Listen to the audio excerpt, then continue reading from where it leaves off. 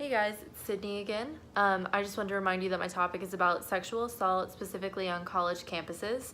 I went on BBC.com to find this story about Hannah Price, who was sexually assaulted her first year of college, and she said that she felt unable to report it, whether it was because of her own shame over her assault or whether it was from she didn't want to be tied up in a legal battle. But she ultimately said that she didn't even acknowledge to herself until 3 years later that she was sexually assaulted.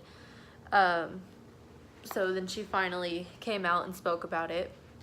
She was leaving a club one night and she let this young man walk her home. He offered to take her home. They'd met a couple weeks prior, so they were vaguely familiar with each other.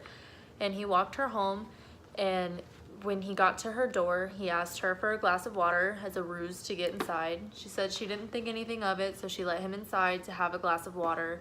But by the time he had finished his glass of water, she started to realize that there was no reason for him to be there anymore. And he was persistently asking her to go to the room. And she would say, no, no, no. And he said, why would you let me in if you didn't want something to happen?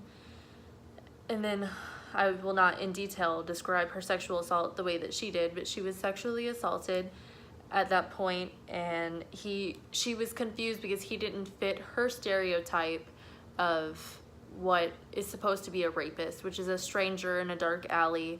This was a guy that she knew. He was charismatic, he was charming, and many people loved him. So she was very shocked that this happened. She didn't really know what to do, which is another reason why she didn't report it.